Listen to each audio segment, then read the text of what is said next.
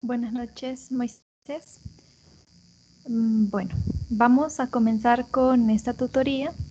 Como le decía a su compañero Edwin, vamos a estar viendo algunos contenidos sobre la unidad 3. Vamos a ver algunas recomendaciones también para la entrega del segundo avance. Entonces, básicamente, eso es lo que vamos a estar hablando el día de hoy. En esta tutoría, entonces, vamos a empezar a hablar sobre las fuentes de búsqueda de información. Y esto es importante porque en el desarrollo de la perspectiva teórica, que es lo que vamos a estar hablando, vamos a ver algunas etapas y entre estas etapas está la construcción del marco teórico. Entonces vamos a aprender cómo hacer la consulta de la literatura, la revisión de la literatura, para luego construir el marco teórico y vamos a ver un método para hacerlo. Primero entonces vamos a entender qué es el desarrollo de la perspectiva teórica, qué significa esto. Vamos a ver las funciones del desarrollo de la perspectiva teórica y las etapas. Y en esta parte pues está la construcción del marco teórico. Comencemos entonces entendiendo qué es el desarrollo de la perspectiva teórica. Es un paso de investigación que consiste en sustentar teóricamente el estudio una vez que ya se ha planteado el problema de investigación. Entonces vamos a buscar teoría. Es un proceso donde buscamos la información, la teoría, con la que vamos a sustentar nuestra investigación y vamos a crear nuestro marco teórico. En este proceso del desarrollo de la perspectiva teórica, buscamos del conocimiento científico que está disponible, pero que está relacionado con nuestro planteamiento del problema. Permítame, creo que alguien quiere entrar.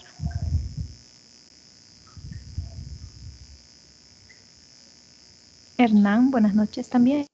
Qué bueno que se conectó.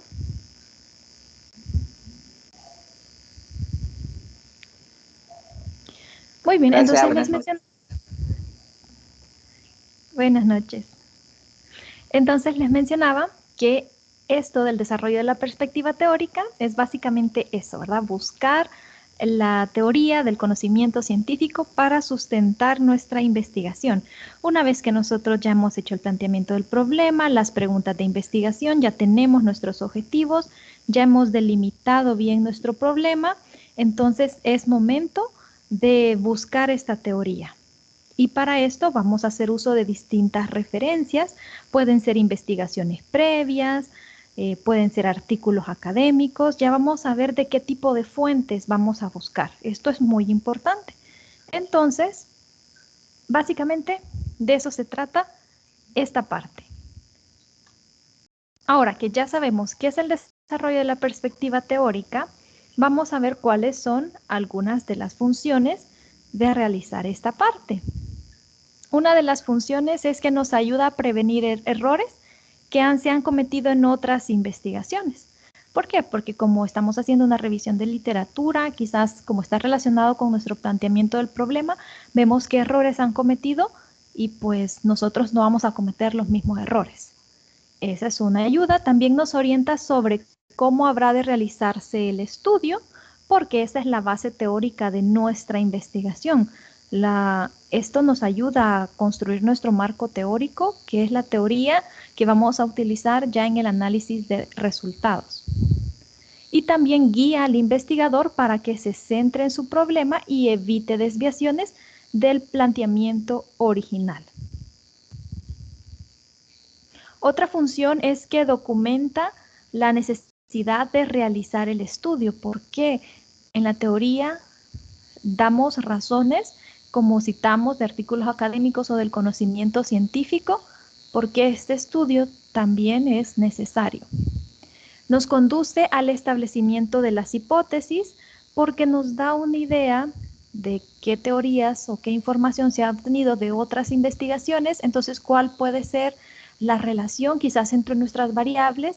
Es cierto que ya lo planteamos en las preguntas de investigación, que ya lo tenemos en nuestros objetivos, porque obviamente hicimos una búsqueda de antecedentes al principio para generar nuestra idea de investigación, pero en esta parte, como es una búsqueda más profunda de teoría que vamos a utilizar, entonces ya esta nos ayuda a hacer nuestras suposiciones.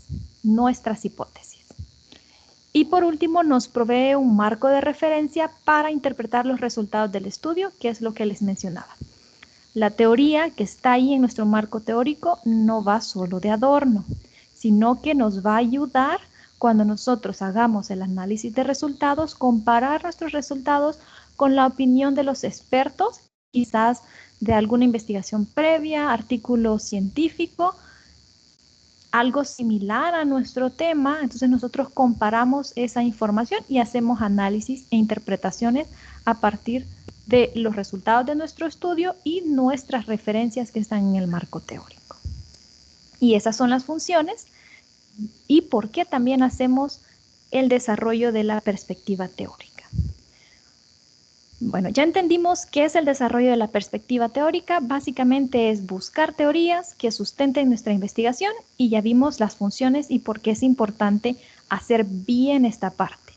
Les quiero recalcar eso, que dediquen tiempo a hacer bien esta parte. Hoy vamos a ver en la construcción del marco teórico, vamos a responder algunas preguntas interesantes como cuántas páginas tiene que llevar, cuántas referencias tengo que usar. Entonces, vayan tomando nota de estas ideas para las correcciones que hagan en el trabajo final. Esto les va a ayudar mucho. Vamos con las etapas del desarrollo de la perspectiva teórica. Tenemos que hacer 2 etapas. La primera etapa es la revisión de la literatura y la segunda etapa es la construcción del marco teórico. Vamos a entender primero a qué se refiere con la revisión de la literatura, porque es cierto que esto ya lo hicimos un poco cuando generamos nuestra idea de investigación, pero en este momento lo vamos a hacer un poco más profundo.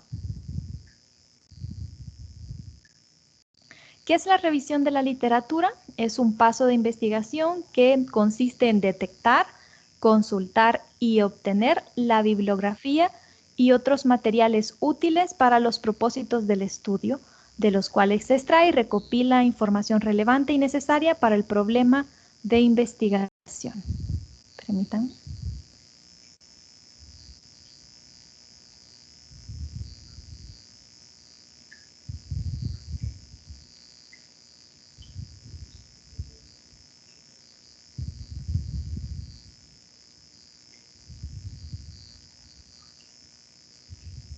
Buenas noches, Anabel, no la había saludado.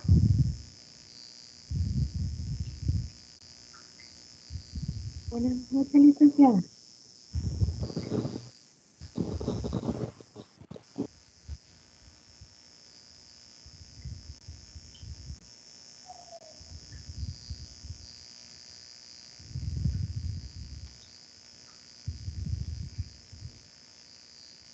Ahí está. Buenas noches, Criseida. Mire que no la quería dejar entrar el programa. Qué bueno que pudo conectarse.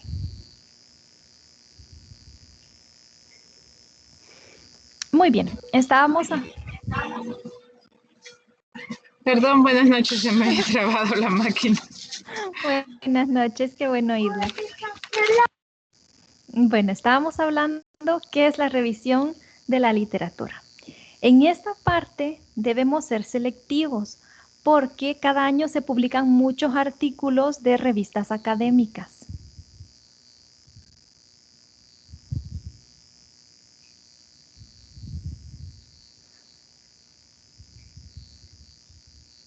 Buenas noches, Nahum.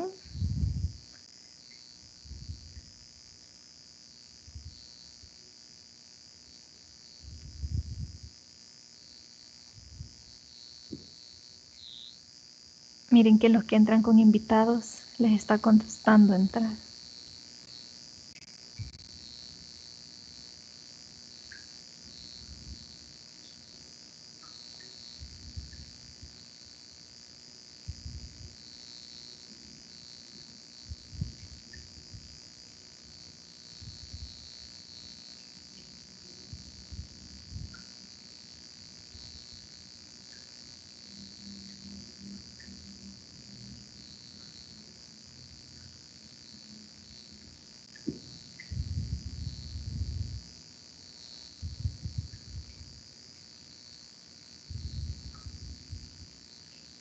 Ahí está. Hoy sí. Buenas noches, Alex.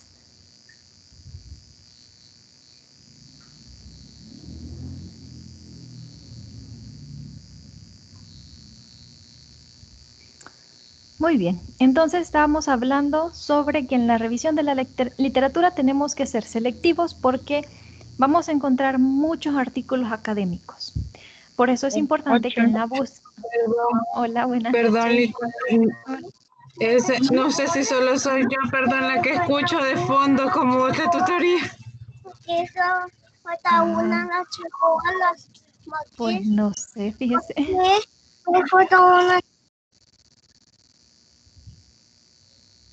¿Alguien más escucha otro sonido de fondo?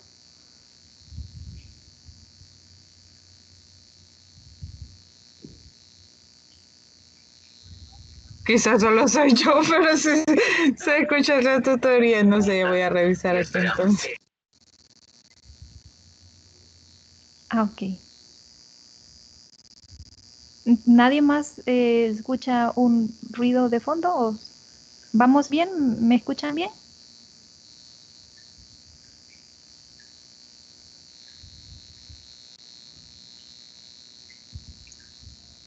Sí, se escucha bien. Ah, vaya, A lo mejor gracias. alguna grabación fue que activó la compañera. Ah, ok, vaya. Gracias, Moisés, muy amable. Entonces, sigamos. Cuando hacemos la revisión de la literatura, tenemos que... ¿Hola?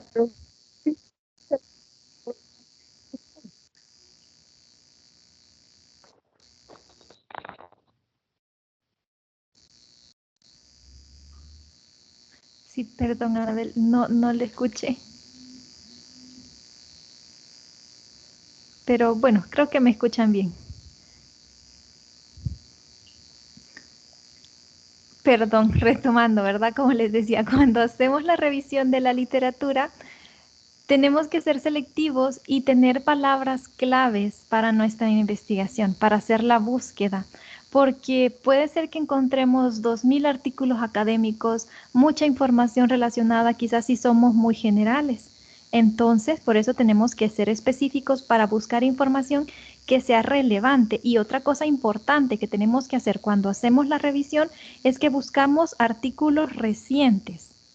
Lo más recientes que podamos encontrar es lo mejor. Y que sean fuentes primarias, ¿verdad? Cuando nosotros encontramos en Internet, quizás ya vamos a hablar un poquito más adelante sobre eso, sobre las fuentes de información, pero quiero recalcarles en este punto, en este aspecto, que espero que busquen fuentes primarias. ¿Por qué?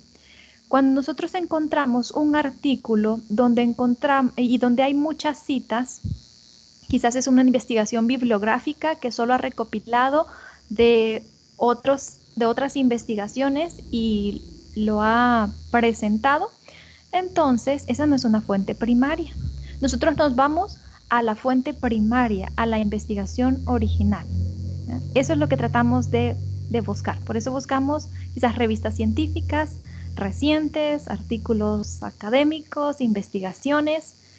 Y cuando hacemos la revisión, tiene que estar directamente relacionado con nuestro planteamiento del problema. Eso es algo importante, porque si somos muy generales, vamos a encontrar miles de artículos y no vamos a poder revisarlos todos. ¿Verdad? Ya vamos a ver cómo podemos hacer una revisión.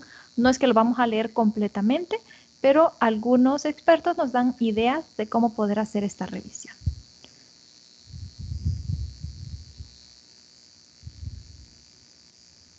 En la revisión de la literatura vamos a hablar sobre las fuentes de información, es lo que les mencionaba, que buscamos fuentes primarias, y sobre las fases de la búsqueda de la información, cómo hacemos esta búsqueda. Y también vamos a hablar sobre algunos lugares donde ustedes pueden encontrar artículos académicos, ¿verdad? Vamos a hablar primero sobre las fuentes de información y para eso les voy a poner un video para que vean cuáles son o cuál es la diferencia entre las fuentes primarias y secundarias. Si tienen algún problema para escucharlo, permítanme, creo que sí no van a poder oír.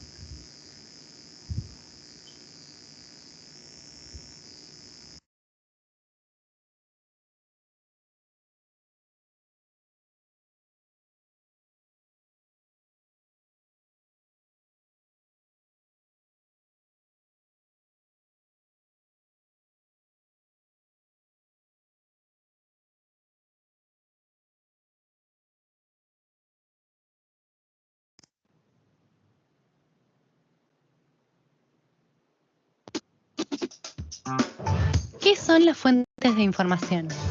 Desde una receta para la cocina a una investigación científica, todo el tiempo recurrimos a ellas, incluso sin darnos cuenta. Pero, ¿qué son las fuentes de información? Las fuentes de información son documentos de diversos tipos y orígenes que proveen datos y recursos sobre un tema o área determinada. Según el nivel de información, pueden ser clasificadas como primarias, secundarias o terciarias. Las fuentes primarias son las que tienen información nueva y original. Son producto de un trabajo intelectual o, por ejemplo, el reflejo de un pensamiento o ideas vinculado a un momento histórico. Algunas fuentes primarias son libros, revistas científicas y de entretenimiento, diarios, cartas, manuscritos, discursos, documentos oficiales de instituciones públicas, informes técnicos y de investigación de instituciones públicas o privadas, leyes y normas, entrevistas, impresas o en audio, videos y películas. Las secundarias son fuentes que tienen información ordenada y elaborada como resultado de la reorganización y análisis de documentos originales. Enciclopedias, antologías, directorios, libros o artículos que interpretan otros trabajos o investigaciones. Las fuentes terciarias contienen información breve y siempre remiten a fuentes primarias y secundarias, bibliografías, catálogo de bibliotecas, directorios, listas de lectura, artículos sobre encuestas. Pero las fuentes se pueden clasificar de otra manera, según el formato o soporte. Pueden ser textuales, audiovisuales o digitales. Por su procedencia y origen, las fuentes pueden ser personales, institucionales o documentales. En relación a la cobertura geográfica, pueden ser nacionales, internacionales, regionales o locales. También se pueden clasificar por el tipo de información o materia que tratan, es decir, generales o especializadas. Siempre es importante considerar el valor y la confiabilidad de las fuentes. Una fuente solo es valiosa si aporta información útil y pertinente en vinculación a lo que estés investigando. Si haces una investigación sobre un animal, por ejemplo, tener notas originales del científico que lo descubrió o una noticia de un periódico de la época aportará información más valiosa que si es una recopilación de textos. Una fuente confiable es cuando los datos se ajustan a estas variables. ¿Sabes quién los aporta? ¿Un experto o institución reconocida? ¿Sabes de qué lugar las aporta? ¿Qué dice y por qué? Actualmente, comunicar y publicar información está al alcance de cualquier persona. Por eso es clave que puedas chequear el valor y la confiabilidad de las fuentes. Observa siempre estas características. Actualidad. Corrobora la fecha de publicación. Si es una fuente secundaria muy antigua, probablemente encuentres otros análisis posteriores. Objetividad. Fíjate que la información no esté cargada de sentimientos o juicios de valor. Hoy en día estamos rodeados de información y a veces puede resultar difícil saber cuál es confiable y cuál no.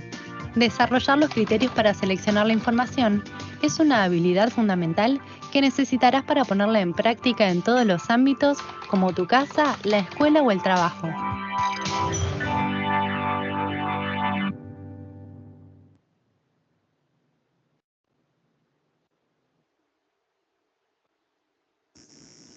Muy bien, ya con el video pues nos damos cuenta de cuáles son las fuentes primarias, las fuentes secundarias, la importancia de buscar información confiable y actual, porque como decía, hay mucha información a nuestro alrededor y para un trabajo de investigación, para construir nuestro marco teórico, deben de ser fuentes confiables y actuales. Por eso vamos a ver o hablar un poquito sobre las fases de la búsqueda de información. ¿Cómo hacemos esta búsqueda si hay tanta información que nos rodea, más que todo pues ahora en internet? Primero tenemos que hacer una revisión. Este es el primer paso. Después hacemos la obtención, ya vamos a ver a qué se refiere cuando hablamos de la obtención de la información. También consulta, cuando hacemos esto. Y por último, extracción. Vamos a hablar sobre el primer paso, que es la revisión de la información. ¿Cómo la iniciamos? Dice que para ello necesitamos elegir las palabras claves o descriptores que describan o términos de búsqueda, los cuales deben ser distintivos del problema de estudio y se extraen de la idea o tema y del planteamiento del problema. Como les decía, para iniciar la revisión de nuestras fuentes de información que vamos a utilizar, tenemos que usar palabras claves. ¿Por qué? Porque si utilizamos términos muy vagos o muy generales, vamos a obtener muchas referencias o vamos a obtener mucha información. Permítanme.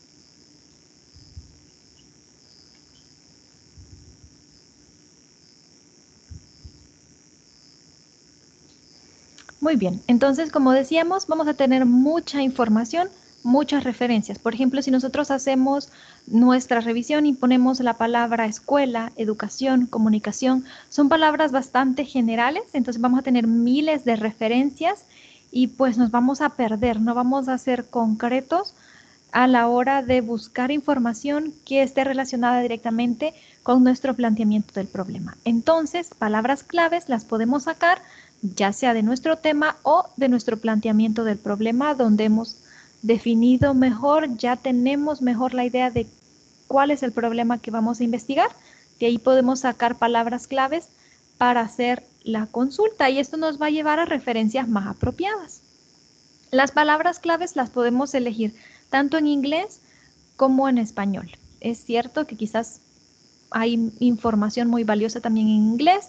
Puede ser que quizás sintamos miedo a buscar artículos académicos o investigaciones en inglés, pero ahora podemos usar traductores y pues tomar buenas ideas también de estos artículos, ¿verdad? Entonces podemos hacer búsquedas también en este tipo de base de datos. Entonces, como estamos hablando que vamos a usar palabras claves, también tenemos que saber a qué base de datos vamos a recurrir. ¿Cuáles son algunos ejemplos de bases de datos que tenemos?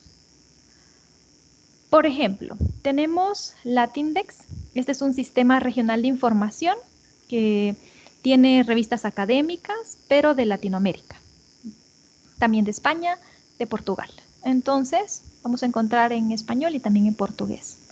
Podemos revisar esta base de datos, tal vez encontremos alguna información relevante para nuestra investigación cuando estamos haciendo la revisión. También tenemos Redalyc, que es un sistema que contiene revistas científicas de alta calidad, ¿no? Es otra base de datos a la que podemos recurrir. BBS, que es un portal regional o una biblioteca virtual, pero específicamente para el área de salud. Entonces vamos a encontrar artículos científicos en esta área, salud. AviInform es una base de datos sobre economía y empresas. ERIC es un centro de recursos de información educativa, pero está en inglés. Pero si queremos hacer una consulta en inglés, podemos hacerlo. Cuando nosotros vamos a elegir qué base de datos vamos a consultar, pues tiene que estar relacionado con nuestro problema, ¿verdad? Por ejemplo, si nuestro problema tiene que ver con la educación, entonces podemos consultar Latindex, que son artículos académicos, lo que de América Latina vamos a encontrar en español. Redalyc también podemos consultarla, o también si queremos hacer la búsqueda en inglés, podemos consultar a ERIC, ¿verdad? Que es esta específicamente, la última, es un centro de recursos de información educativa, ¿verdad? ERIC en inglés. Entonces, pues al conocer algunas bases de datos, no son las únicas, hay otras bases de datos, entonces podemos hacer la revisión acá. En vez de solo quizás buscar en internet y los primeros artículos que encontremos, no, ¿verdad? Vámonos a bases de datos donde sabemos que hay revistas científicas, hay artículos académicos confiables. Es cierto que podemos utilizar las búsquedas de Google, podemos usar la búsqueda de Google avanzada para tener una búsqueda más específica. ¿Por qué? Porque entre menos referencias nos dé la búsqueda, mejor es la calidad de información que estamos encontrando. Si nosotros escribimos una palabra y nos da 2 millones de referencias, significa que es demasiado general. Pero si nosotros obtenemos solo 200, será quizás más relacionado con lo que realmente estamos buscando. Entonces, recomendación, pueden usar la búsqueda avanzada de Google también, o pueden usar Google Académico para buscar artículos científicos, o estas bases de datos o otras bases de datos, pero que las bases de datos tengan información relacionada quizás con el área con la que están trabajando. Ahora que ya hablamos sobre la revisión y de algunas bases de datos, vamos a hablar un poquito sobre la obtención. ¿A qué se refiere esto? Bueno, ya revisamos, leímos quizás los temas de algunos artículos académicos. Hasta el momento no hemos entrado por así decirlo, quizás al PDF. Solo vimos los temas, ¿verdad? Que nos aparecían. Nosotros hicimos una búsqueda avanzada de Google sobre la información que queríamos y nos aparecieron ciertos temas, los leímos y vimos que quizás cuáles son los que están relacionados con nosotros. Entonces ahora vamos a la obtención. Entramos y descargamos el PDF y lo guardamos en nuestro equipo para posteriormente hacer la consulta. Ya una vez ya lo tenemos, quizás el artículo, ya tenemos la investigación que queremos consultar, ya lo hemos guardado. El día domingo vamos a hablar sobre, porque esto es importante, porque cuando hacemos nuestro marco teórico, no queremos perder las fuentes de información que estamos utilizando. ¿Por qué? Porque puede ser que hagamos una cita, pero ya no nos acordamos ni en qué documento era, lo hallamos en internet en una búsqueda que hicimos, pero como no lo descargamos, no lo tenemos a la mano, no sabemos ni dónde está, entonces no sabemos ni quién es el autor, ni nada para hacer la cita correctamente y las referencias. Entonces, estos pasos son muy importantes para cuando lleguemos a ese momento. Y hay programas que nos ayudan para no solo hacer las citas y las referencias o la lista de referencias de manera automática, sino también para guardarnos toda esta información como en una base de datos donde están todos nuestros documentos e incluso podemos subrayar cuáles son las citas que estamos tomando de cada uno de ellos. Entonces, pues no es tan difícil ahora, ¿verdad? Con la tecnología y los programas que tenemos a la mano, este trabajo se vuelve más fácil, la obtención de las fuentes de información. Ahora vamos a hacer la consulta. Ya revisamos, descargamos, vamos a consultar. ¿A qué se refiere esto? ¿Qué buscamos al hacer la consulta de la literatura? Básicamente buscamos definiciones, teorías, buscamos resultados, ejemplos, instrumentos utilizados para quizás medir las variables, los conceptos. Buscamos hipótesis que fueron comprobadas, quizás datos específicos, etc.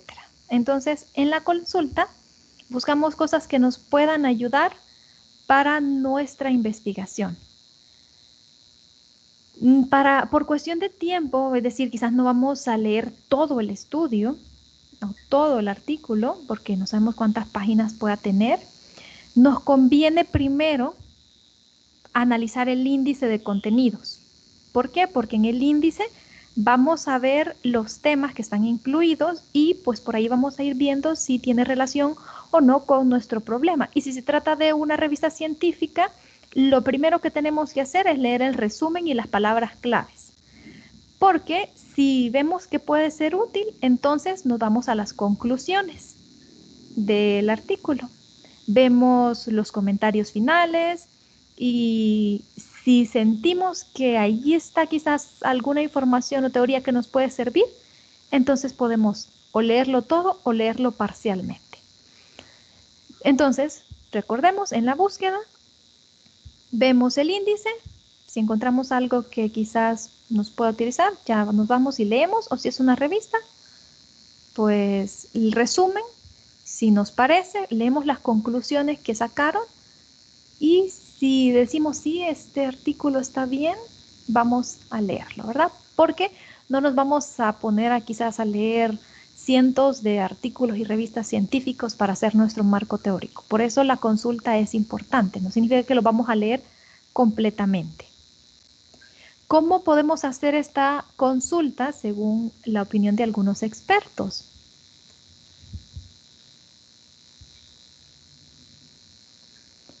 Bueno, nos recomiendan hacer lo siguiente. Comenzar con el planteamiento del problema, quizás de la investigación que estamos revisando, ¿verdad? Ya la descargamos, ahora estamos haciendo la consulta. Primero leemos el planteamiento del problema y también leemos las hipótesis. Después leemos el paradigma en el que se basó el investigador, vemos si es cuantitativo, cualitativo y pues aunque nuestra investigación sea con algún tipo de paradigma distinto, pues puede sernos de alguna utilidad. Podemos leer el diseño que se ha planteado, la muestra, qué tipo de investigación es, con quiénes trabajó, los análisis que ha hecho y los resultados que obtuvo.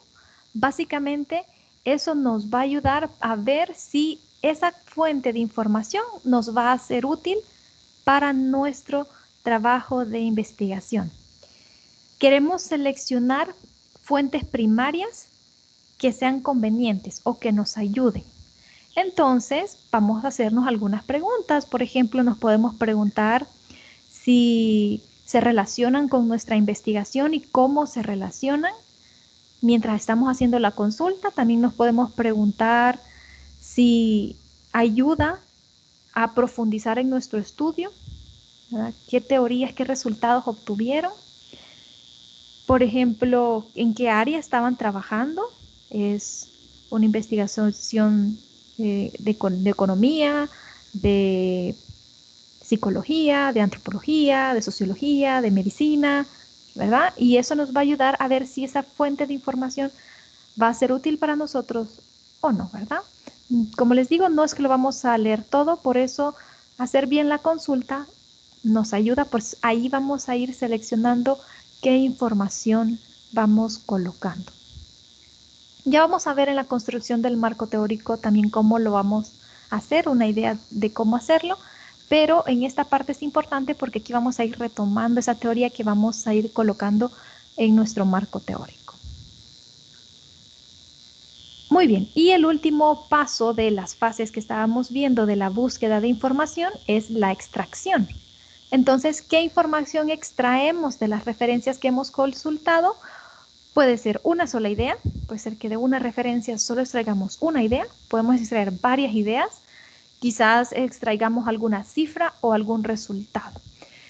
Algo importante que quiero recalcarles en esta parte es que mientras estaba revisando sus trabajos, en el marco teórico vi que habían ideas o afirmaciones, más bien dicho, habían afirmaciones que ustedes colocaban ahí, pero no eran del conocimiento general. Es decir, en el marco teórico nosotros podemos hacer algún tipo de afirmaciones, sí, porque nosotros lo estamos redactando, pero las afirmaciones que hacemos, a menos que nosotros hemos obtenido los resultados, y en otra investigación que también tenemos que citarlo, o es de conocimiento general, entonces sí podemos hacerla porque todo el mundo lo sabe y es algo que, pues, bueno, pero si nosotros hacemos una afirmación que no es del conocimiento general, entonces tenemos que apoyarlo con una cita. Por ejemplo, si estamos hablando de cifras, si decimos, por ahí leí, tenemos un problema en la educación porque muchos profesores no saben utilizar quizás las tecnologías actuales. Bueno, pero ¿cómo apoyamos a esa idea? Hay una investigación previa donde podemos apoyarlo. ¿Por qué lo estamos afirmando? Hay un caso específico que conocemos, porque si estamos afirmando algo quizás de conocimiento nuestro, podemos hacerlo específico, ¿verdad? En tal centro educativo está pasando esta situación y aquí pues se deja ver eso. Ah, bueno. Pero si hacemos una afirmación tan general, no podemos hacerla si no lo estamos apoyando con una cita, ¿verdad? Porque no es porque nosotros oímos y entonces sabemos y medio nos hemos dado cuenta de eso, entonces lo pongo. No, ¿verdad? Por eso es importante que en la extracción, si hay ideas que nos van a servir para apoyar o sustentar una afirmación que estamos haciendo, entonces aquí está. De esta investigación se obtuvieron estos resultados y ahí está como apoyo mi idea. Muy bien, entonces básicamente eso, ahí ya estamos armando nuestro marco teórico con la extracción de todas estas ideas que hemos tomado. Hasta el momento, ¿cómo vamos?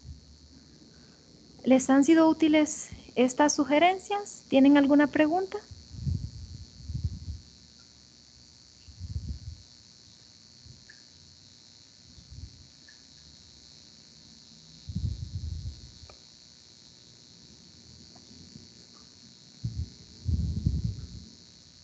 ¿Vamos bien? ¿Seguimos?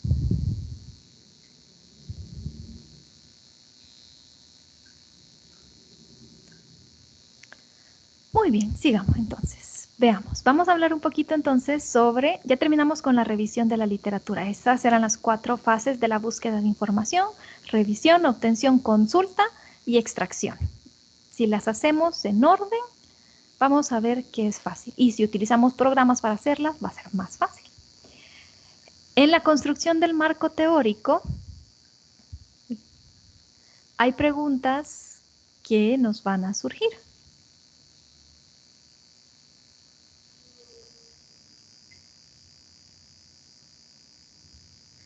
Por ejemplo, ¿qué método podemos utilizar para construir nuestro marco teórico? Un método que nos puede ser útil es el método por índices. ¿Qué es esto? Nosotros hacemos un índice general. Dice que consiste en desarrollar en primer lugar un índice tentativo que sea global o general. Tentativo porque quizás no va a ser el índice final de nuestro trabajo o de nuestro marco teórico, pero por lo menos nos va a dar una idea de qué queremos incluir. Es decir, nosotros ya sabemos el tema, ya sabemos el problema que queremos investigar, porque ya hicimos el planteamiento del problema. Entonces, en el índice, nosotros empezamos a escribir, bueno, un subtema un poco más general, y de ahí vamos a sacar subtemas más específicos, que es estas ideas generales, cómo las vamos a abarcar con subtemas más específicos, y ahí vamos haciendo nuestro índice tentativo, porque de esta manera ¿y cómo vamos a hacer este índice? Con las referencias que ya obtuvimos, como en la búsqueda, encontramos quizás ideas, referencias, vimos en algunas investigaciones algunos subtemas, quizás nosotros podemos acoplarlo de alguna manera a nuestra investigación y hacemos nuestro índice, porque ya tenemos las referencias, tenemos una idea de qué información hemos recolectado y cómo la podemos ir colocando en cada uno de los subtemas. Vamos a ver un ejemplo. Aquí tenemos temas más generales. Dice tema 1, tema 2, tema 3, tema K, ¿verdad? La cantidad de temas. De cada uno de estos temas vamos a sacar subtema 1.1, subtema 1.2 y así sucesivamente. Sacamos subtemas. Y también ya tenemos todas las referencias que vamos a utilizar. Quizás hasta hemos subrayado ya la parte que queremos incluir, porque así no lo olvidamos, ya sabemos cuál es y a dónde lo vamos a ir a colocar. Y entonces vamos buscando, para el subtema 1.1 tenemos la referencia 3 y también tenemos la referencia 2. Para el subtema 1.2 vamos a usar la referencia 1, es decir, de ahí vamos a ir citando y construyendo también con nuestra redacción el marco teórico.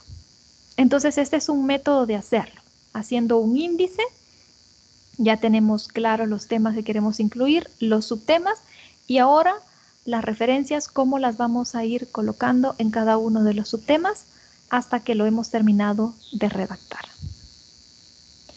Por ejemplo, dice, tenemos un tema, problemas de aprendizaje de los estudiantes de medicina. ¿Cuáles son los temas generales que se van a incluir en este marco teórico tentativo, verdad? Dice que es la preparación previa en el bachillerato capacidades y habilidades del estudiante, liderazgo del profesor, motivación, etc. Pero del segundo tema general se han sacado algunos subtemas como es capacidades y habilidades del estudiante, se han pensado en subtemas como capacidades de aprendizaje, habilidades clínicas, capacidades para resolver problemas, habilidad para el trabajo en equipo.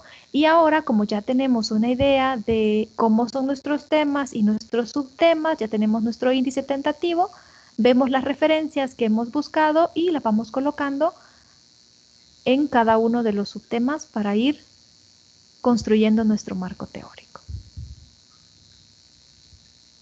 ¿Cuántas referencias deben usarse para el marco teórico? Es una pregunta que posiblemente nos hacemos. Y la respuesta es que no hay respuesta. Es decir, no podemos decir categóricamente, tiene que usar 10 referencias, tiene que usar 20 referencias. Pues no, ¿verdad? Pero sí, puede depender quizás del tipo de problema que estemos investigando, del planteamiento del problema, del informe que queramos presentar. Los expertos opinan lo siguiente, y eso nos puede dar una idea de cuántas referencias podemos consultar o podemos tener a la mano para la construcción de nuestro marco teórico. Si es una investigación, así como la de ustedes, para una asignatura de una licenciatura, dicen que podemos consultar entre 15 y 25 referencias. Si es para una tesis de licenciatura, entre 25 y 35 referencias. Si es para una tesis de maestría, entre 30 y 40. Si es para un artículo científico, entre 40 y 60 referencias. Entonces, pues esto ya nos da una idea de más o menos cuántas fuentes de información, quizás investigaciones, artículos científicos, tenemos que tener a la mano para construir nuestro marco teórico. También puede ser que nos preguntemos qué tan extenso debe ser el marco teórico.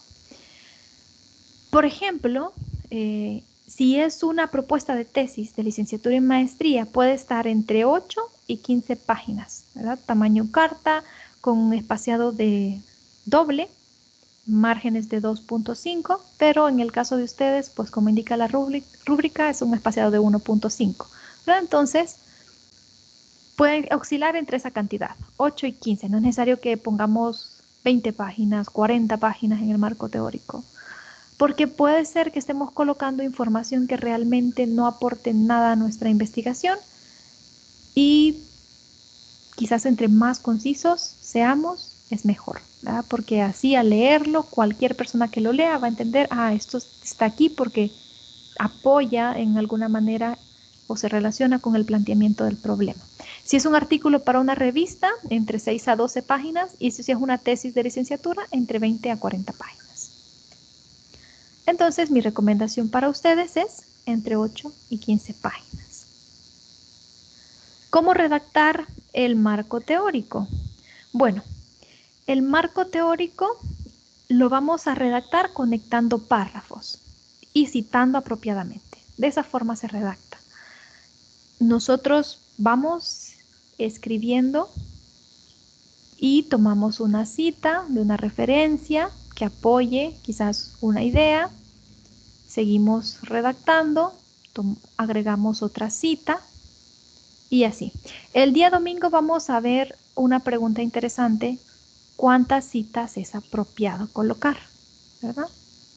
Lo vamos a ver el domingo. Pero básicamente en el marco teórico vamos conectando párrafos y colocando citas correctamente. En el caso de ustedes tienen que utilizar el estilo de citación APA. No es el único que existe, pero es el que más se utiliza. Entonces, en América Latina, entonces, ese se les ha pedido y ese van a usar. Si les cuesta un poco este estilo de citación, lo vamos a ver el domingo. La parte de citas y referencias, en eso nos vamos a centrar.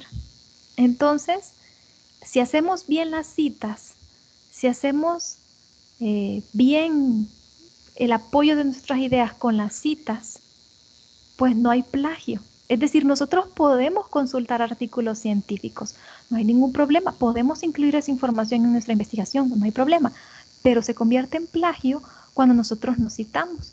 Quizás nosotros buscamos algo en internet, ese párrafo así como está, me gustó, y lo colocamos tal cual, pero no hacemos ninguna cita ni nada. Entonces parece como que sí es nuestra creación, pero no lo es. Entonces es plagio. O si nosotros tomamos una idea, leímos quizás un artículo de una revista, quizás el resumen del artículo y nos pareció y dijimos, esto quizás me va a servir en el marco teórico, voy a tomar nada más la idea y lo voy a escribir con mis propias palabras. Y no cito del autor porque yo estoy escribiendo con mis propias palabras, también es plagio. Entonces no podemos hacerlo.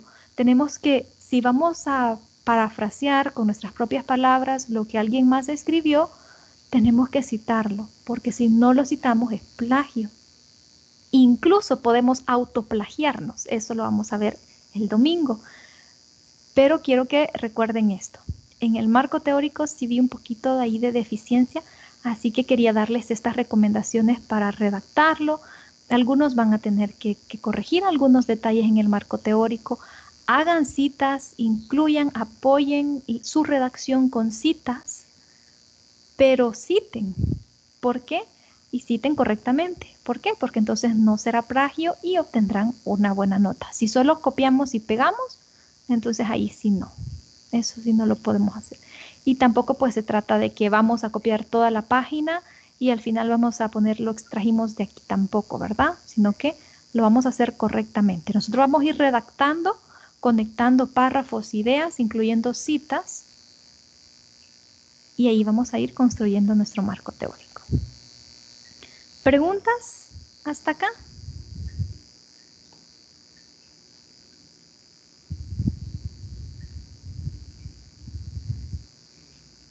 ¿Comentarios? Quiero escucharlos. Yo tengo una consulta. Con lo que usted decía de que si no se cita el autor, aunque nosotros ya lo hayamos leído, siempre se considera plagio. Yo tengo una duda. En el caso de nosotros, el tema, si bien es cierto, yo no voy a encontrar algo que diga que los docentes de El Salvador no pueden utilizar Classroom, porque vamos a encontrar de que fueron capacitados, pero de que los hayan capacitado a que en realidad puedan utilizarlo son dos cosas bastante diferentes. Entonces no sé si no puede ir entonces mi punto de vista, porque como si no estoy citando a alguien, pero es algo que a lo mejor yo lo sé porque estoy envuelta en ese entorno. Por ejemplo, está Alex, que es mi compañero de grupo, los hermanos de él y la madre es docente y él sabe la realidad de trabajar con esa plataforma. Al igual yo por mis hijos, porque los dos van en diferentes ciclos, también sé lo mismo, pero no tengo algo que lo sustente. Entonces no se puede dar como el aporte de la opinión de uno si uno no tiene con qué sustentarlo. Sí, es posible, pero no podemos generalizar. Es decir, tenemos que ser bien específicos porque es posible que ustedes conozcan algunos casos. Pueden especificar quizás para los casos de los centros educativos donde estudian sus hijos o que Alex sabe, entonces pueden ser específicos, ¿verdad?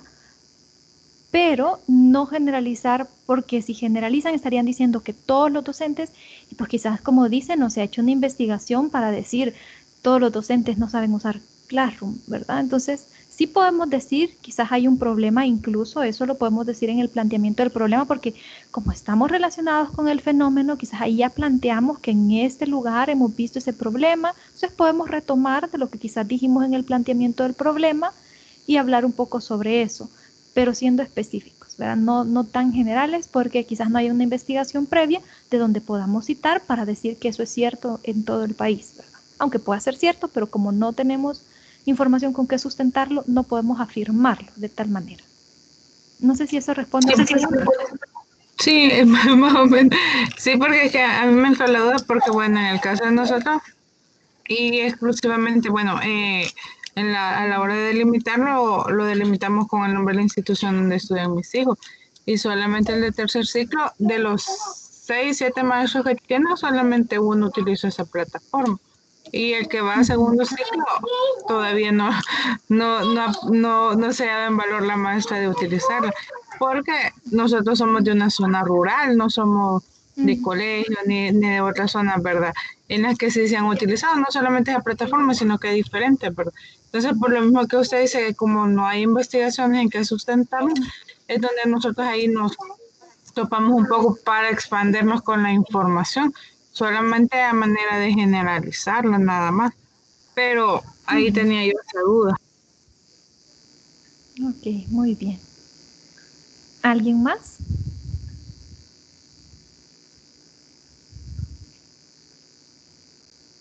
¿Alguna duda de lo que hemos hablado?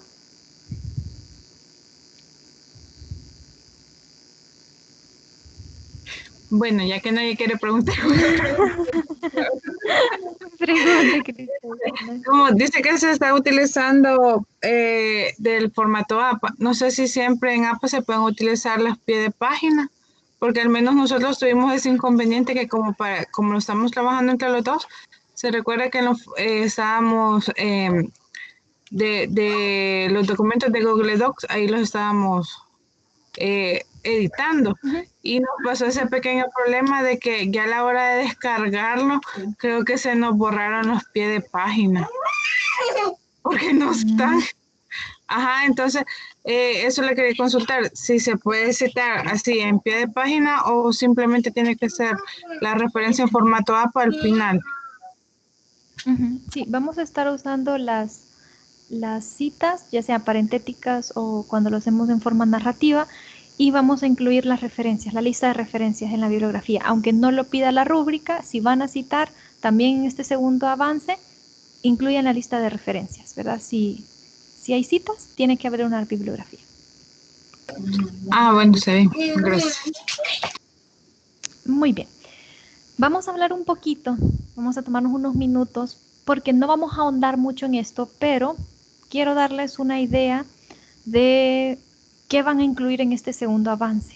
Espero que esto, les he puesto algunos ejemplos, vamos a hablar un poquito de las hipótesis y espero que realmente les ayude, ¿verdad? Ese es el objetivo, para que entreguen un buen segundo avance y los felicito por haberse conectado. También espero que esta clase les ayude a corregir el primer avance y a entregar un buen segundo avance.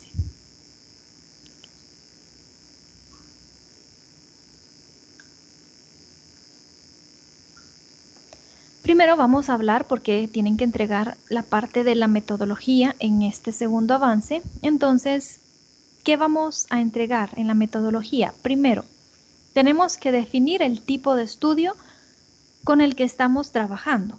¿Por qué es importante que definamos el tipo de estudio? Porque de esto va a depender la estrategia, el diseño, quizás los procedimientos y otras partes de las hipótesis también, dependiendo del tipo de estudio que nosotros elijamos. ¿Qué tipos de estudio tenemos? Tenemos estudios exploratorios, pero los estudios exploratorios son los que investigan problemas quizás poco estudiados que sirven para preparar el terreno para investigaciones, otras investigaciones. Entonces, como quizás las investigaciones que se han hecho sobre el COVID, son estudios exploratorios, es algo nuevo, nunca se había hecho, entonces, por así decirlo, exploran, ¿verdad? Problemas poco investigados. También puede ser descriptivos. En el caso de los estudios descriptivos, estos tratan de hablar sobre las propiedades, las características, describir el fenómeno, ¿no? Quizás medimos las variables. Básicamente las describimos, ¿verdad? Nuestras variables, presentamos estadísticas descriptivas, tablas de frecuencia, porcentajes, etcétera, ¿verdad? El tipo de estudio descriptivo quizás sirven para otros estudios más profundos, ¿verdad? No es tan profundo un estudio descriptivo, pero pueden servir como base para quizás un estudio correlacional o explicativo, que ese es el siguiente. Puede ser un estudio correlacional o estudios correlacionales. Estos estudios relacionan o asocian las variables. Entonces, aquí en este tipo de estudio ya podemos, aunque no vamos a decir cuál es quizás la causa de ese fenómeno que estamos estudiando, porque con un estudio correlacional no podemos establecer una causa, pero ya nosotros vamos a decir esta variable está relacionada con aquella que es de mi fenómeno. Entonces, por ahí quizás está el problema, y este tipo de estudios correlacionales donde relacionamos dos variables o más variables sirven de base quizás para estudios explicativos. Los estudios explicativos son quizás los más profundos, son bien estructurados, y estos sí nos tratan de explicar la causa del fenómeno. Aquí está el problema, esta es la causa. Esta variable es la que está causando o está influyendo en esta otra variable. Entonces, por ahí va el problema. O estas variables están influyendo en esta variable. Por eso son más profundos. En el correlacional es cierto que relacionamos variables, pero no estamos afirmando causalidad, es decir, que una sea la causa de la otra. En los estudios explicativos, sí, ya decimos esta es la causa, esta es la razón. Y nosotros, esto es lo primero que vamos a hacer en la metodología, elegir el tipo de estudio que queremos presentar. Va a ser un estudio quizás descriptivo, no les digo exploratorio a menos que sea algo totalmente nuevo, ¿verdad? Y que no haya nada al respecto. Va a ser correlacional, dependiendo de las preguntas quizás que nos planteamos. Al principio relacionamos dos variables, entonces por ahí eso ya nos va dando la idea que es un estudio correlacional, porque las preguntas de investigación que nos planteamos no fueron descriptivas, sino que fueron correlacionales. Esta variable está relacionada con esta otra. Nuestros objetivos también relacionan dos variables, entonces nuestras hipótesis van a relacionar dos variables y puede ser que tengamos un estudio correlacional. Puede ser explicativo, va a ser más profundo también el proceso, ¿verdad? ¿Preguntas antes de pasar a lo siguiente?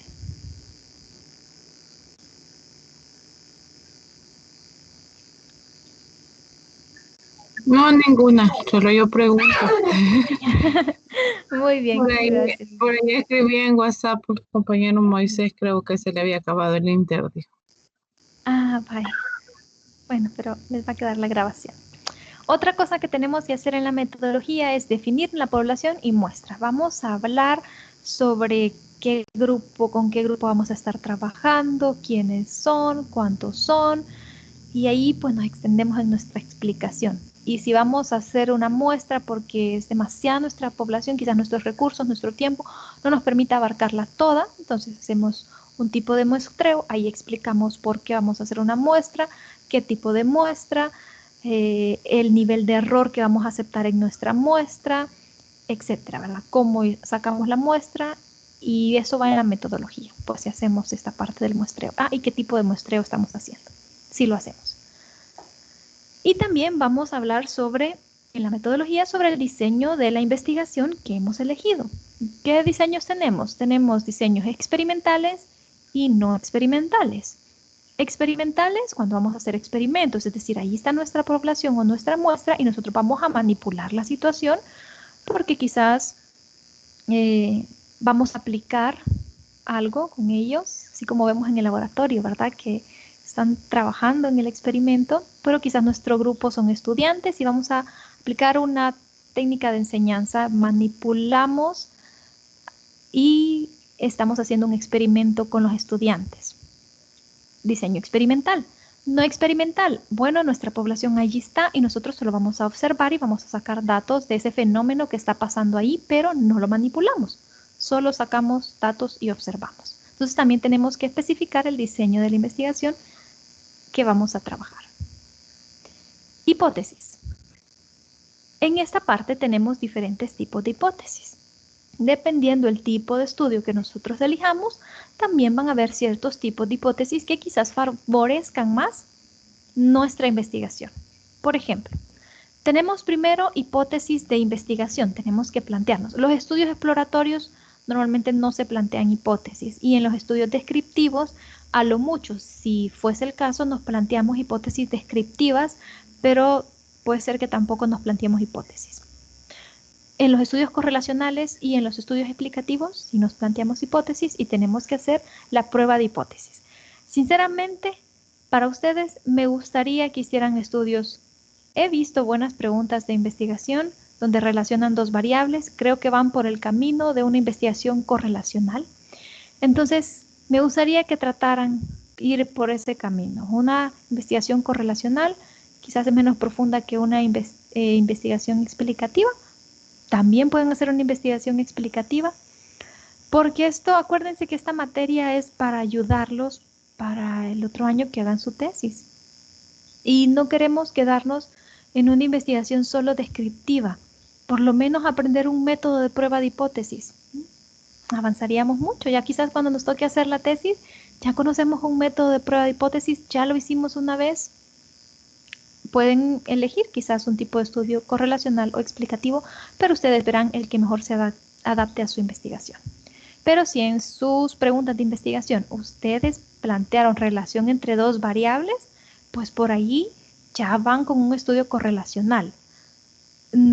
¿Por qué no van a elegir uno descriptivo? Porque tendrían que cambiar quizás los objetivos, las preguntas de investigación, porque para un estudio descriptivo, pues solo necesitamos una variable.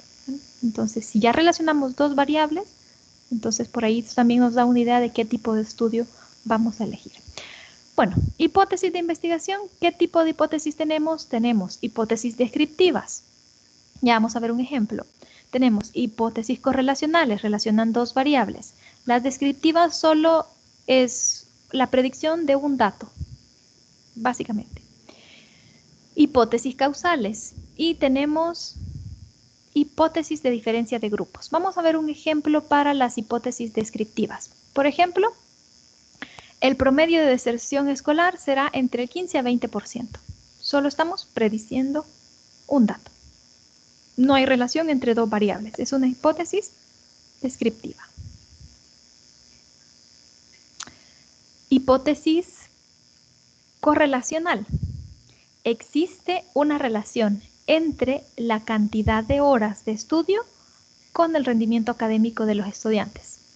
Relacionamos dos variables, cantidad de horas de estudio, rendimiento académico de los estudiantes. No estamos diciendo que una cosa sea la causa de la otra. No estamos diciendo que la cantidad de horas influye en el rendimiento académico. Solo estamos diciendo que hay una relación. Y podemos hacer pruebas de hipótesis con esto, que nos dicen solo la correlación.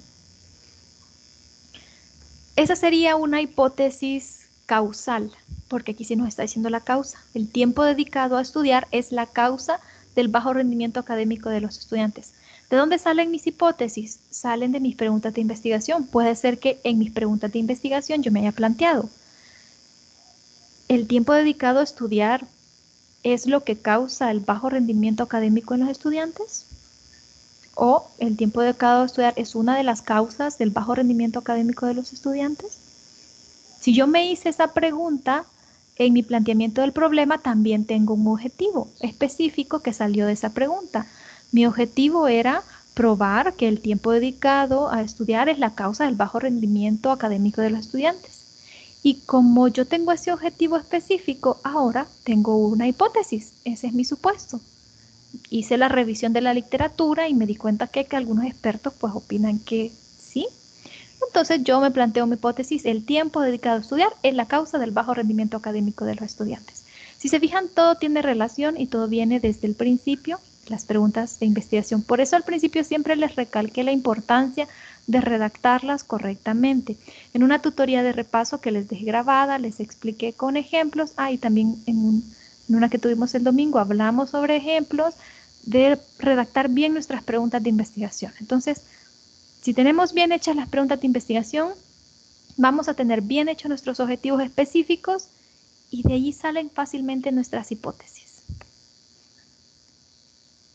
Y una hipótesis de diferencia de grupos: el tiempo que tardan en mostrar síntomas las personas con COVID-19 que tienen diabetes es menor a las que no tienen. ¿Cuáles son los dos grupos? Las personas que tienen diabetes y las personas que no tienen, y estamos evaluando en esos dos grupos que tenemos el tiempo que tardan en mostrar síntomas. Entonces, esta es una hipótesis de diferencia de grupos. Todas estas hipótesis son hipótesis de investigación. Perdón.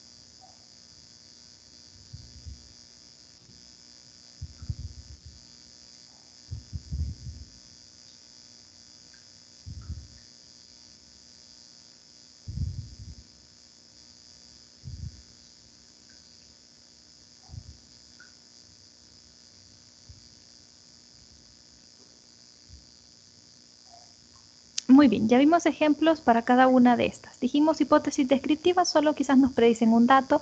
Correlacionales establecen una relación entre las variables, pero no que sea la causa, porque no nos dice eso. Causales, ahora sí nos está diciendo esta es la causa de la otra variable, diferencia de grupos. También tenemos hipótesis nulas, pero las hipótesis nulas fácil. ¿Qué son las hipótesis nulas? La negación de nuestra hipótesis de investigación. También tenemos hipótesis alternativas, pero esas no siempre se plantean. Puede ser el caso, por ejemplo, que nosotros tengamos nuestra hipótesis de investigación, nuestra hipótesis nula y haya otra alternativa además de esos dos casos. Entonces ahí pudiéramos elegir plantear una hipótesis alternativa, pero no siempre es el caso.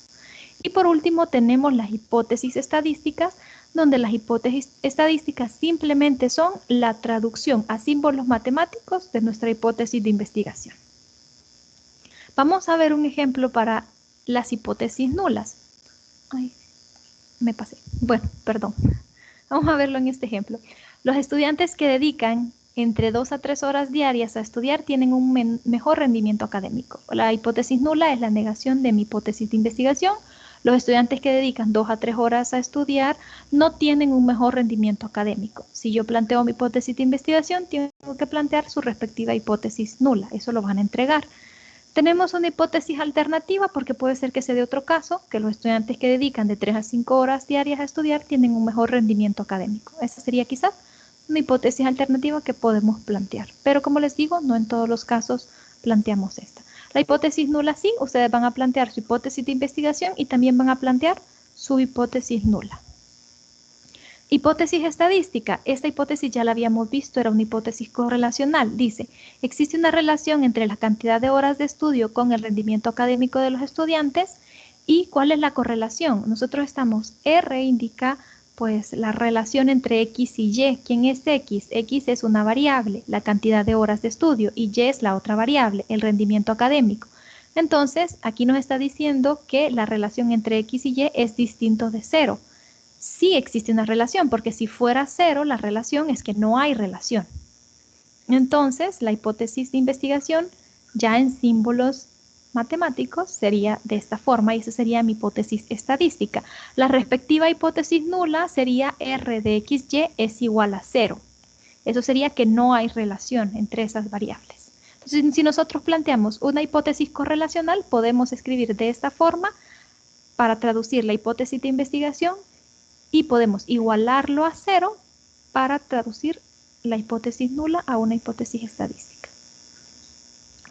Tenemos una hipótesis descriptiva. El promedio de deserción escolar será entre el 15% a 20%. Como estamos hablando de promedio, utilizamos la media aritmética, pero les puse este símbolo porque quizás tenemos una muestra, entonces no estamos usando el parámetro. Hay que hacer la diferencia. Si estamos trabajando con toda la población, usamos otro símbolo. Entonces, en este caso estamos trabajando con una muestra y decimos que el promedio es mayor que el 15% y es menor que el 20%. Esta sería la hipótesis estadística. Básicamente es lo mismo, solo que con símbolos matemáticos. Esta es una hipótesis causal.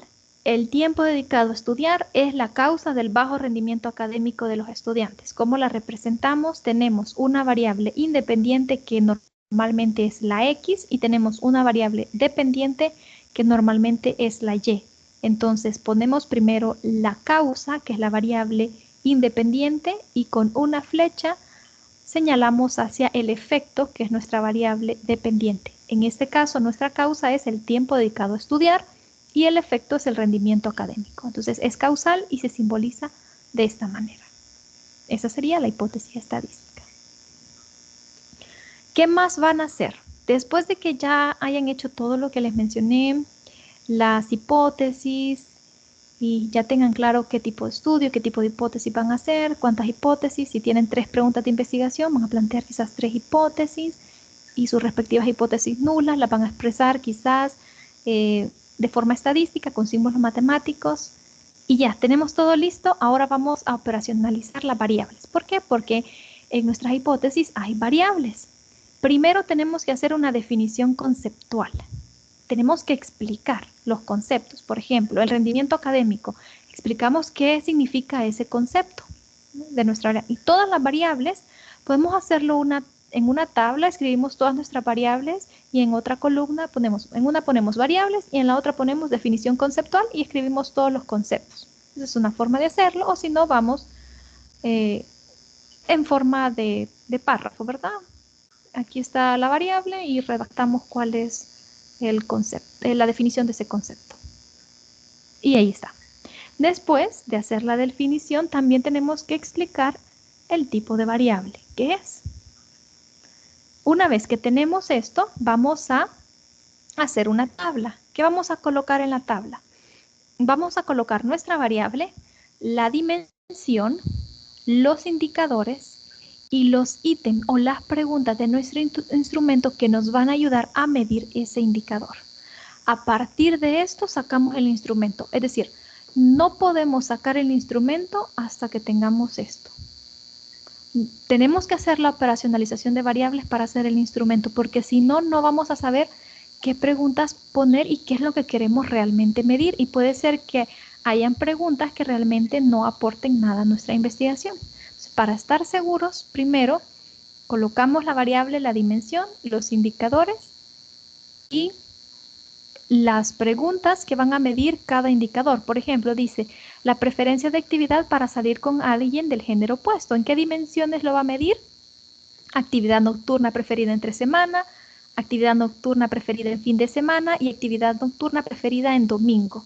¿Cómo va a medir cada una de estas dimensiones? Aquí pueden haber varios indicadores, no solamente uno. Para cada una de las dimensiones pueden quizás tener 3 o 4 indicadores o uno. Bueno, dependerá de sus variables. Lo va a medir con la jerarquía de preferencias de actividades, de lunes a viernes, el orden en que prefiere las actividades. Y para eso se ha planteado una pregunta. ¿Cuál es tu actividad preferida nocturna para salir con un chico o una chica que más te guste? Y ahí la jerarquía, pues a eso se refería, cuál prefiere de todas estas actividades. Esto es importante porque cuando ya tengamos nuestro instrumento vamos a tener los datos y ya hemos medido nuestras variables. Y con esto ya podemos hacer, primero, van a presentar un análisis estadístico descriptivo para explicar sus variables, cómo se comportan, quizás porcentajes, hablar un poco de ellas, describirlas, ¿verdad? Con gráficas, tablas. Y después, si tenemos hipótesis correlacionales, categóricas, que esas son las más comunes en este tipo de investigación, pueden hacer prueba de hipótesis. Les recomiendo, dependiendo del tipo de variable, ¿verdad? Pero si son correlacionales categóricas, es decir, categorías, ustedes tienen género, femenino, masculino, pues son categorías, entonces hagan una prueba de chi cuadrado para la prueba de hipótesis. Si no están muy relacionados con todos estos conceptos, pueden preguntarme cuando lleguen a esa parte de análisis de resultados. No tengan pena, pregúntenme. Si quieren que nos reunamos, díganme el día y la hora y con gusto lo hacemos. Pero el objetivo es que pues tengan una idea de cómo ir trabajando en esta parte. Si se tomaron una semana más para hacer la investigación, van a tener estos días, quizás van a tener que ir un poquito a la carrera, ¿verdad? Porque es bastante, si se fijaron el día de hoy es bastante, pero yo sé que lo pueden hacer y lo pueden hacer bien. También, si van a hacer prueba de hipótesis, de variables, de hipótesis correlacionales, hay medidas de asociación que les dicen qué grado de asociación o correlación hay entre esas variables. Pueden trabajar dependiendo del tipo de tabla de contingencia que tengan, si es de 2×2 con el coeficiente de Fisher o si es otra más grande con el coeficiente B de Kramer. Ustedes van a ver qué hacen, ya en esta parte ya es más estadístico, ¿verdad? Les recomiendo trabajar con el SPSS. Después de hacer su instrumento van a tener que preparar su base de datos, pero si preparan bien su base de datos se van a dar cuenta que toda la estadística descriptiva y toda la parte de la prueba de hipótesis es mucho más fácil. ¿Preguntas?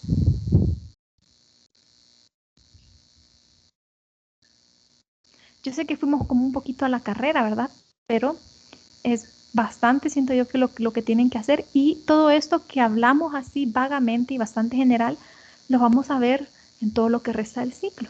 Así que En su momento dado también vamos a abordar a profundidad estas temáticas, así como vimos o hablamos hoy sobre el desarrollo de la perspectiva teórica. Pero quería darles esta idea para que puedan entregar un buen avance y sepan qué es lo que se espera en este avance que hagan.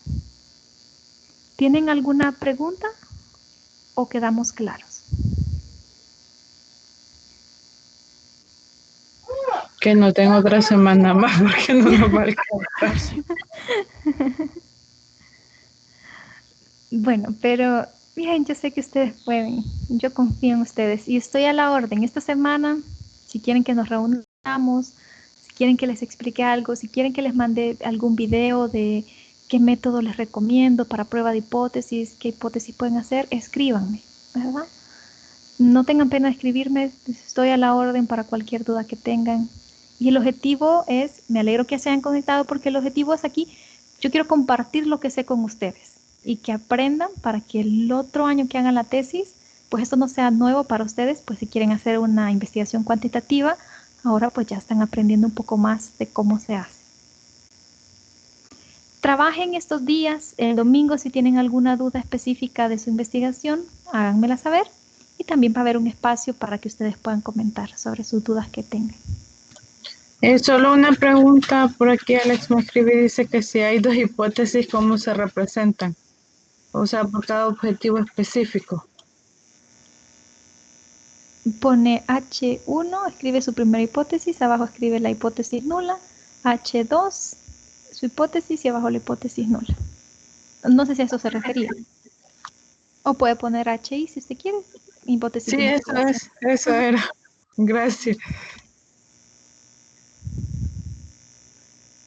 Muy bien, entonces los dejo para que vayan a dormir. Ya son las 10. Pero fue un gusto haber estado hoy con No, que ustedes. vamos a andar durmiendo con todo esto que nos acaba de explicar. Y si queremos dormir, insomnio no para. Bueno, pues vayan a trabajar entonces en este segundo avance que ya llevan una idea de qué es lo que tienen que hacer. Bueno, muchas gracias y feliz noche. Feliz noche a todos. Buenas noches. Ay, buenas noches. Aquí me está cuidando la paz.